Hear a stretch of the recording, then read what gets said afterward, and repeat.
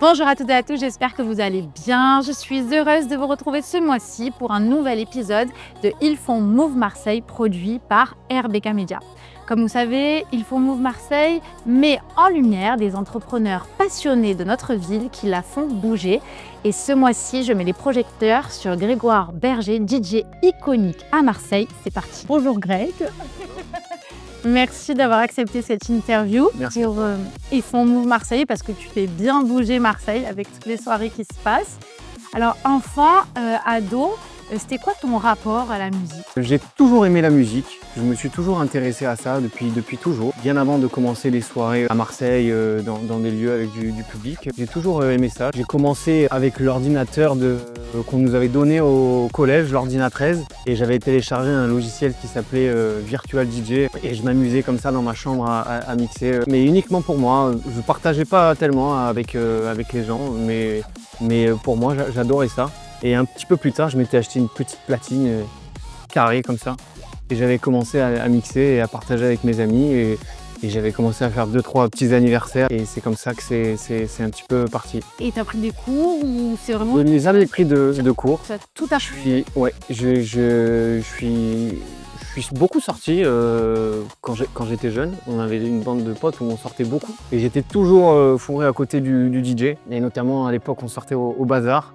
Et il y avait Scana qui était le DJ. J'étais tout le temps à côté de lui, je regardais ce qui se passait et on est devenus un petit peu copains, tout ça. Et je lui demandais plein de petits tuyaux et je restais toujours dans mon coin, dans ma chambre à faire ça. Voilà. Est-ce qu'il y a une soirée qui t'a particulièrement marqué? Il y a beaucoup de soirées qui m'ont marqué, mais je vais parler. C'était pas une soirée, c'était plutôt une après-midi.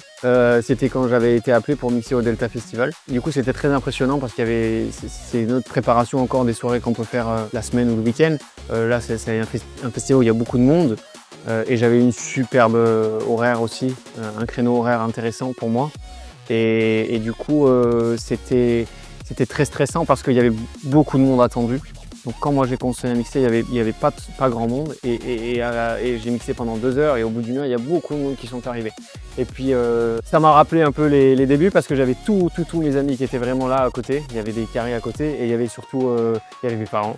Il y avait mes parents, ouais. Ils ont dansé. Et ouais, ils ont dansé. Il y avait mes parents, il y avait mon frère, il y avait ma sœur qui était malheureusement pas là, elle était en vacances, mais on était en FaceTime, tout ça. Et il y avait aussi à l'époque la maman de mon fils qui était aussi en FaceTime puisqu'elle n'était pas là. Et ça c'était stressant aussi parce que du coup ils savaient que je mixais et tout, mais ils n'étaient jamais venus.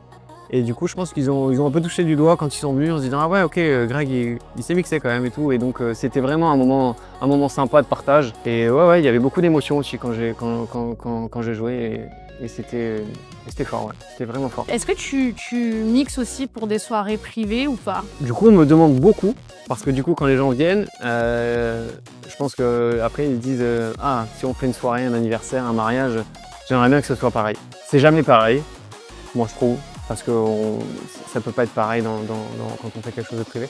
Je fais quelques mariages, mais des gens que je connais. Ouais, que les amis. Que les amis, voilà. Comme je te dis tout à l'heure, j'aime bien avoir des têtes un peu familières quand je mixe. Et je fais vraiment que pour les amis. J'ai mixé aussi au mariage de ma sœur, du coup. J'ai mixé un petit peu au mariage de ma sœur et ça c'était sympa parce que on était vraiment entre nous, entre amis, entre copains. Et du coup j'ai mixé en fin de soirée et ça c'était vraiment, on mélange l'émotion, la passion, la fête, c'est vraiment des moments forts. Ouais. Toi, t'es vraiment passionné. Hein. Ouais, j'aime bien. Mais comme je te dis, je suis pas.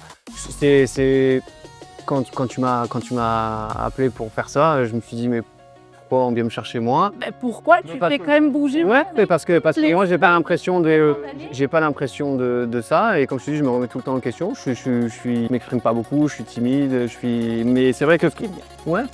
Merci. Mais quand je suis derrière les patines, je me sens un peu plus libéré et je me sens plus open à faire la fête. Alors du coup, tu disais que tu commençais au début avec tes amis, tu as mixé pour des anniversaires, mais c'est quand vraiment le moment où tu as été contacté en tant que DJ, ta première soirée ou quoi? Et en 2014, j'avais mixé C'était au Bazar, mais ça s'appelait l'Elysée. Et c'était Scana. Ouais. C'était le Before devant. C'était l'Elysée, le Before. Et après, il y avait le Bazar ou l'étage ou la Palmeraie. C'était Scana qui m'avait demandé de faire ses premières parties à l'Elysée. Et j'avais accepté.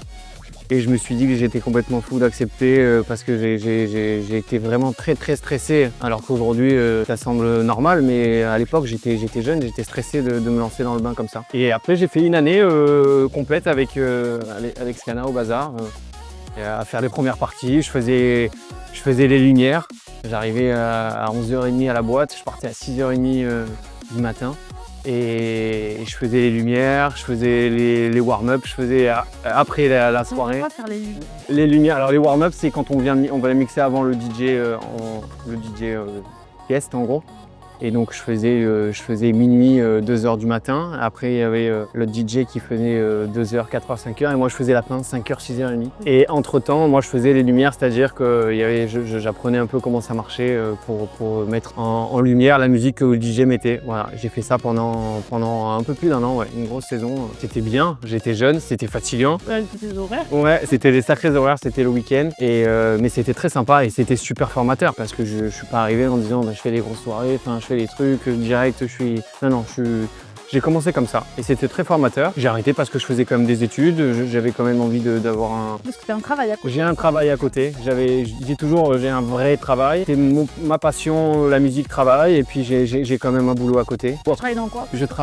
Moi je suis dans la rénovation dans le bâtiment quoi. Voilà, bureau, appartement, maison, donc je fais les deux comme ça. Et qu'est-ce que tu as ressenti la première fois quand tu as mixé? La toute première fois, est-ce que tu t'en rappelles? Moi j'étais stressée, mais qu'est-ce que tu as ressenti? J'étais très stressé, j'étais fier de moi et j'avais mes amis avec moi. C'était vachement important pour moi d'avoir mes copains parce que pour le coup ils m'ont toujours poussé. Puisqu'après quand j'avais ma petite platine, ils m'avaient offert pour mon anniversaire, ils m'avaient offert tout un set DJ et tout, très sympa. Et ils m'ont donné toujours de la force, ils m'ont dit vas-y Greg parce que je faisais des soirées, on était qu'entre nous, ils m'ont dit tu peux le faire et tout. Et ils m'ont toujours poussé à le faire et tout et c'était sympa. Alors aujourd'hui maintenant ils viennent moins. Parce que on fait beaucoup de soirées, donc ils viennent pas tout le temps, mais ils viennent toujours et c'est toujours sympa d'avoir un petit repère amical comme ça quand on mixe. Alors comment tu prépares un set? Qu'est-ce qui t'inspire? Est-ce que tu cherches à raconter une histoire ou pas? Alors, comment tu crées ça? Je vais mixer dans un endroit, je vais pas préparer, je vais pas me dire je prends mon après-midi de 14h à 20h pour aller à la soirée après préparer, non. Parce que ça fait longtemps déjà que j'ai une bibliothèque musicale. Au courant de la semaine, je vais écouter de la musique, je vais chercher, je vais regarder ce qui se passe un peu sur Instagram, ce qui se passe un peu ailleurs et je vais essayer de chiner des musiques. On s'échange pas mal de musique aussi entre DJ. C'est du partage la musique. On se partage, il y a pas... C'est rare qu'il y ait des grosses tensions, concurrences. On se partage la musique. Et donc c'est comme ça que je prépare. J'ai mon squelette un petit peu de ce qui se passe aujourd'hui, de comment faire la soirée. Et puis j'alimente avec les sons que j'ai chinés la semaine, que j'ai pris. Et parfois on se trompe, hein. Parfois on joue un morceau que nous on aime bien, mais parfois le public il le ressent pas comme nous, donc on se plante un peu, on teste, on change. Voilà, c'est pas et je prépare pas millimétré le set. Du coup, tu as un style à toi particulier ou pas? Est-ce que tu crées un univers? Ça se passe comment J'ai pas d'autre style, je fais pas de composition malheureusement. J'aimerais bien, il faut du temps. Il faut du temps, il faut aussi un peu de talent aussi je pense. Je sais pas si j'en ai pour créer vraiment de la musique, j'ai jamais vraiment essayé. Moi je joue la musique. Là en ce moment on joue, il y a eu une grosse période où on jouait tous un peu afro house, tout ça, c'était la nouvelle vibe et tout. Après aujourd'hui moi je trouve qu'on revient un peu aux fondamentaux, si on joue un peu de l'afro toujours, on joue de la house. Tous les morceaux aujourd'hui qui marchent aussi, les DJ ils font beaucoup de reprises. Et des tubes qui ont marché, ils font des reprises en mettant ce côté un peu afro, un peu house. Et ça marche, et moi j'aime bien cette vibe là, j'aime bien jouer ça, voilà. Donc finalement tu travailles un petit peu tout le temps, il n'y a pas, tu révises. Ouais, on peut dire ça. Tu travailles une Non, je l'ai fait une fois, pour te dire la vérité, je l'ai fait une fois où j'avais préparé un set millimétré où je me suis dit je prépare quelque chose. C'était quand on m'avait appelé pour aller mixer au Delta Festival la première fois. Donc pour moi c'était énorme pour moi parce que pour moi moi ça reste quand même très local ce que je fais. Donc pour moi à Marseille c'était quand même super et il m'avait appelé en me disant que je faisais partie des gens qui faisaient des soirées sympas. Et du coup, il m'avait appelé. Donc c'était aussi là, j'avais retrouvé un peu le stress que j'avais quand j'avais mixé la première fois à l'Elysée. Et là, j'avais préparé quelque chose de millimétré. Et j'avais eu une super horaire, ils avaient été super sympas avec moi. Et je pensais pas mixer devant autant de monde. Et donc j'avais préparé quelque chose. Nickel, set de 2 heures, etc. Et je commence à mixer, et catastrophique. C'est pas pareil quand on est dans son salon, dans son studio, dans la pièce où on fait de la musique, où on prépare son truc. Et c'est pas la même chose quand on se retrouve devant 1000 ou 1500 personnes. Les gens, ils sont pas chronométrés avec nous, avec la musique. Et au bout de 5 minutes, je suis sorti de mon dossier et j'ai dit, allez stop, je le fais comme moi je le sens, avec ce qui se passe en face de moi. Et j'ai été libéré et on a passé une super après-midi pendant 2 heures. Et j'ai dit, plus jamais je le ferai comme ça. Voilà. Et justement, c'est quoi pour toi une soirée ou un moment réussi? C'est-à-dire, tu ressens quoi du public? Bon, l'énergie, j'imagine, mais... Il y a une énergie quand ça commence à chanter, à chanter, et quand ça commence à danser, les gens ils sont plus concentrés sur le desk DJ, quoi. Ils viennent plus vers moi parce que quand on fait des soirées, moi souvent je mixe pas mal aussi avec Club Apéro, avec Marie-Elia, qui sont des super copines et avec qui on fait des soirées franchement exceptionnelles. Moi franchement ça reste des très bons souvenirs. C'est des formats où on arrive et les gens prennent l'apéro, ils dînent un petit peu. Et donc moi je suis un peu dans l'ombre au début, de 19h30 à 22h, 22h30. Selon les horaires, après j'accentue un peu plus vite la montée de la soirée. Quand je monte un peu le son, après Marie et Léa, elles captent tout de suite, c'est un petit peu la lumière, tout ça. Elles sont très fortes pour ça, pour créer l'ambiance. Et là on commence à monter le son et tout. Et quand je vois les gens qui sont plus captés vers la musique et ils discutent un petit peu moins, ils sont moins sur le téléphone, tout ça, là la soirée est lancée. Voilà. Là la soirée est lancée et quand les gens commencent à venir autour de toi, danser, partager, là c'est vraiment sympa et là je me dis ok, là ça commence et c'est là où il faut continuer et surtout enchaîner les morceaux qui vont marcher pour continuer à garder la soirée le plus haut possible. Finalement, tu es le chef d'orchestre des soirées. Ouais. Ça dépend où est-ce que je mixe. Après, je suis aussi chef d'orchestre, oui, parce que c'est moi qui gère la musique. Mais par exemple, quand je suis au Club Apéro, Marie et Léa, elles ont un rôle très très important pendant la soirée. Elles sont très attentives à la clientèle, à placer les gens. Au Club Apéro, elles l'ont déjà dit, elles sont déjà prêtes à l'interview. Elles sont passées à l'interview, on a fait aussi le micro-trottoir. C'est carré. C'est sur listing, c'est placé à table et Marie-Elia, elles s'y tiennent très bien, que tout le monde soit bien installé. Et puis après, on lance la soirée et elles sont toujours attentives. Moi, parfois, je reçois un petit texto de Marie ou Léa pendant la soirée. Parce que des fois, quand on investit des lieux, c'est pas forcément des lieux qui sont faits pour faire des soirées. Parfois, c'est des endroits un peu atypiques, tout ça. C'est ça qui est sympa, c'est ça qui fait Club Apéro aussi, qui rend la chose intéressante. Et donc, du coup, parfois, moi, j'ai pas la vision de tous les endroits. Et donc, Marie, parfois, me fait un petit texto, me dit Greg, regarde ça. Et je trouve que c'est vachement important aussi de pouvoir être complémentaire comme ça. Tout ça réuni fait que au Club Apéro particulièrement, on fait de belles soirées et c'est réussi. Mais parce que c'est professionnel, parce que sous le côté de la fête et on s'amuse, il y a quand même des filles qui sont très professionnelles et j'essaie de l'être aussi du coup. Et il n'y a pas que moi qui mixe au Club Apéro, il y a d'autres DJ aussi. C'est vrai que j'y suis souvent, mais il y a d'autres DJ aussi. On tourne un petit peu et je crois qu'elles arrivent à sélectionner des DJ aussi qui arrivent à faire ce que je fais. Donc c'est sympa. Donc du coup, tu as mixé dans quel endroit à Marseille? Tu te rappelles un petit peu là? Alors, parce que vu que tu fais bien bouger Marseille, je veux bien la liste, s'il vous plaît. Oui, il y a eu cette période aussi que je t'ai pas parlé, donc j'ai commencé moi au bazar, tout ça. Après, j'ai arrêté et après, j'ai atterri au bar de la Marine pendant le bar de la Marine. Ça existe toujours. Oui, ça existe toujours depuis beaucoup d'années. Et nous, moi j'ai passé 4 ans là-bas, 4 ans où j'ai beaucoup appris aussi parce qu'on jouait un registre musical différent de ce que je faisais à l'époque quand j'ai commencé. C'était très complet. Moi je peux pas honte de le dire, hein, à l'époque on jouait du Larousseau, on jouait les L5, tout ce que voilà. On jouait du hip-hop, on passait à la house, tout ça. Et moi j'ai été formé parce que je mixais beaucoup pendant 4 ans là-bas et on jouait tous les styles musicaux. On faisait des soirées 100% français et c'était très formateur. Et après, il y a eu le Covid, tout ça. La marine, ça s'est un petit peu estompé, il y a eu un changement d'équipe, etc. On s'est arrêté. Et moi, j'avais décidé d'arrêter.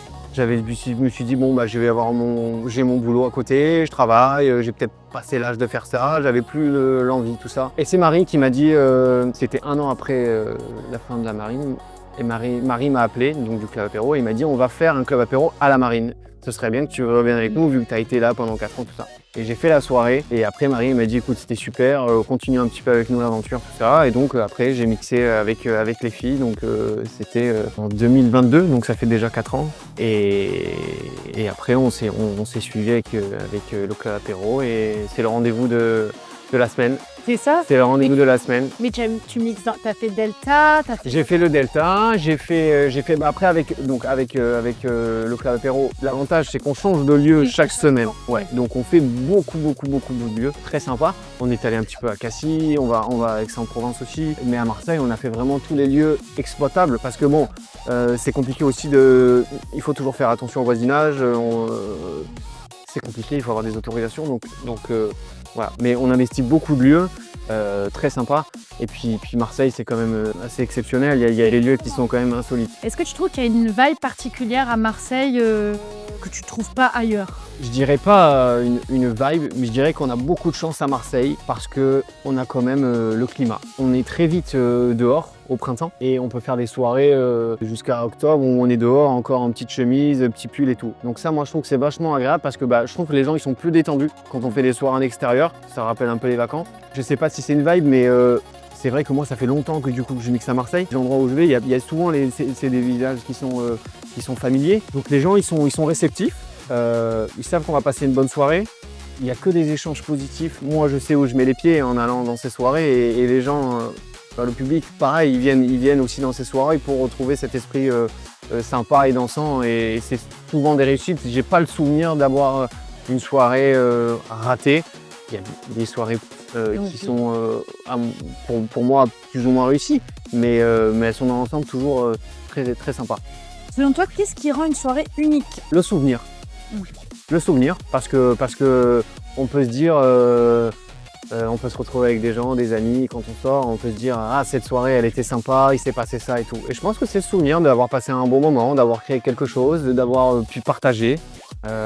J'insiste sur le fait de partager, la musique c'est un partage avec tout le monde. Moi j'ai des gens qui viennent ou sur Insta qui m'envoient des messages, qui me disent tiens j'ai découvert cette chanson et tout, que je connais pas forcément, moi je connais pas tout, hein. Je suis pas non plus un DJ, ça reste très local quand même. Et ils m'envoient des trucs, on s'échange et parfois je les joue et pendant que je le joue, j'ai le mec qui est dans le public qui m'envoie le message, là tu l'as joué, c'est sympa, voilà, c'est ça, moi je trouve une soirée unique, c'est le souvenir de pouvoir partager après, de dire celle-là c'était sympa de soirée, il s'est passé ça, je trouve ça, ouais, je pense que c'est ça.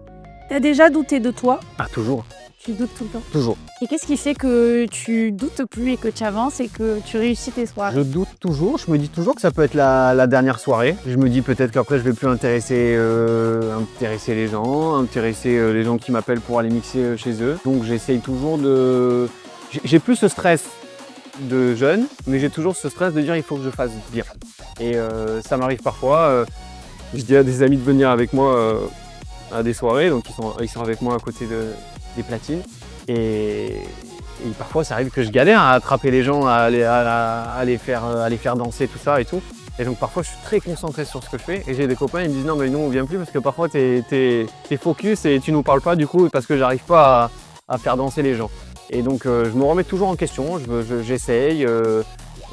J'essaye toujours d'essayer de me renouveler. C'est compliqué parce que bon, je crée pas de son tout le temps. Il faut essayer de chercher, il faut innover, il faut un peu se casser la tête. Il faut parfois se tromper aussi, je pense.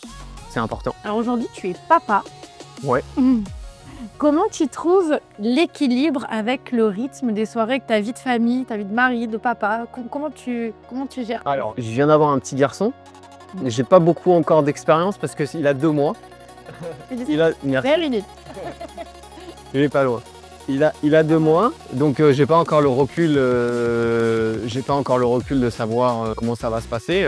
Après, je me suis dit dans ma tête, est-ce que je vais devoir calmer les soirées? Je me suis dit, je vais arrêter au début, puis les premiers mois, et en fait non, j'ai tout de suite continué. On a trouvé le rythme.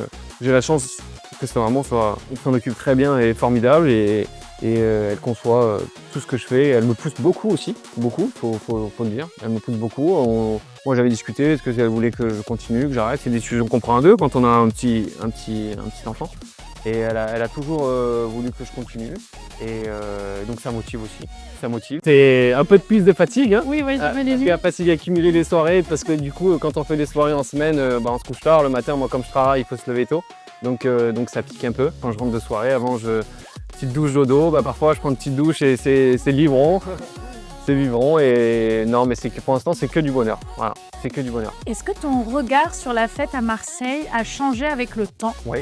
Déjà, je pense que Marseille, ça a bien bougé. Ça a bien bougé. Il y a eu plein de choses depuis que moi je mixe depuis 15 ans. Il y a plein de choses qui se sont ouvertes. Il y a plein de choses qui se sont cassées la gueule aussi. Mais c'est ce qui fait, comme je t'ai dit tout à l'heure, ils font les choses, ils avancent, ils créent les choses. Le style musical aussi, il y a quelque chose qui s'est installé à Marseille aussi. Avant, tout ça, là, tout ce qu'on parlait tout à l'heure, la Froisse Mouchin, je trouve que c'est assez récent à Marseille. Ça a quelques années. Mais il y a vraiment quelque chose qui se crée. Quand on voit, par exemple, la cabane des amis, ce qui se passe à la cabane des amis, c'est quand même exceptionnel. Ce qu'on a à Marseille, sur les plages de Marseille, les organisateurs de la cabane, c'est quand même exceptionnel. Moi j'y vais pas tout le temps, mais j'y vais, donc c'est souvent l'été. On y va le dimanche avec des amis et tout, c'est quand même un sacré moment de partage aussi. Il fait beau, on est en t-shirt, il y a un son d'une qualité exceptionnelle. Il y a plein de choses qui se font. Après, il y a des endroits aussi à Marseille comme Comptoir d'Andoum où les gens reviennent. Et là, ils ont fait un nouveau truc minuit où j'ai beaucoup mixé l'année dernière sur la partie à partir de 23h30 minuit.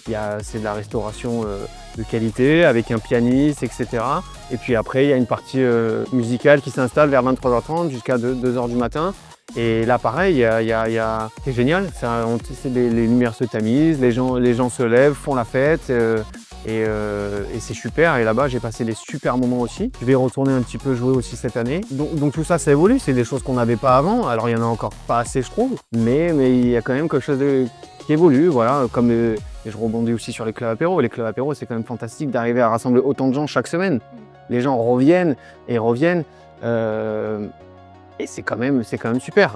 Mariella, elle remplit chaque semaine des endroits, 200, 300 personnes. Des fois, on fait des choses, des événements en one shot avec beaucoup plus de monde et c'est toujours rempli. Les gens, ils sont demandeurs de ça parce que je pense que les soirées elles se sont professionnalisées, que c'est carré, que c'est bien tenu. Et je pense que ça, c'est quand même assez bien Marseille. Je pense qu'on est sur la bonne voie pour faire plein d'autres choses. Plein d'autres choses.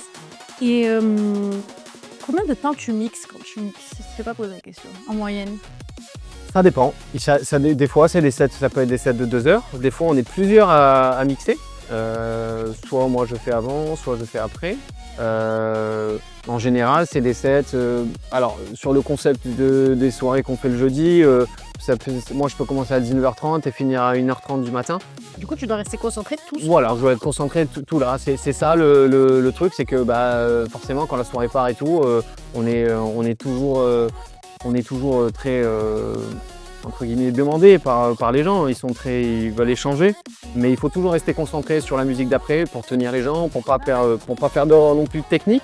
Pour pas que ce soit non plus pas agréable à entendre. Donc il faut rester toujours concentré, mais tout en faisant la fête avec les gens. Mais il y a beaucoup de bienveillance quand même dans ces soirées. Moi, quand je rentre le soir, le lendemain, je regarde mon téléphone et sur Instagram, je reçois des messages. On en parlait tout à l'heure, ça c'est le bonheur aussi d'être DJ.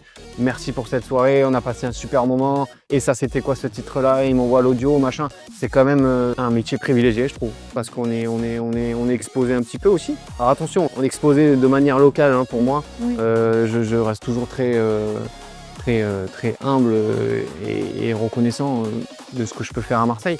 Mais et je trouve ça sympa. Mais les messages qu'on reçoit où on dit qu'on a passé une bonne soirée, ça motive. Ouais, ça motive et je me dis bon j'ai encore des soirées à faire, je pense. Je suis pas fini. Mais est-ce que tu as une petite anecdote à nous raconter? J'ai pas des anecdotes, j'ai des faits de soirée. Alors, des verres renversés sur la platine par exemple. Et du coup, tu as fait comment? Du coup, il faut mixer avec une platine pendant encore 1h30. Ça arrive des coupures de courant, où on a l'électricité, les gens marchent sur les trucs, ça coupe. Ça, c'est un bon tuyau pour relancer une soirée, ça, parce que du coup, la musique se coupe, le temps qu'on trouve le problème, il reste une petite minute et là, on renvoie direct. Et là, du coup, la soirée, elle est repartie. Mais non, sinon, j'ai pas d'anecdote particulière. Franchement, beaucoup de bonheur, beaucoup de partage. Et aujourd'hui, moi, je trouve que la musique, elle est beaucoup plus accessible, beaucoup plus facile aujourd'hui. On a les ordinateurs, il y a des logiciels et tout. Et du coup, il y a beaucoup plus de DJ aujourd'hui qui mixent on peut vite devenir DJ pour comprendre comment ça marche et mixer. Oh, c'est compliqué, j'ai essayé de mixer une fois, ça a été un carnage. C'est compliqué. C'est rien, C'est compliqué et après mixer, aujourd'hui moi je pense que tout le monde peut y arriver parce que tout le monde est assez à l'aise avec un ordinateur, comprendre comment ça marche, voilà, on peut y arriver. Après il faut choisir le bon son au bon moment, ça c'est très important.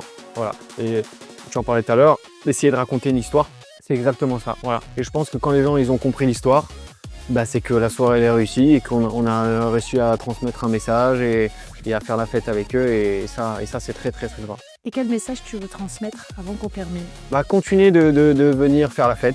Voilà. Continuer de venir faire la fête avec nous, avec les autres. Tout à l'heure on parlait des autres établissements.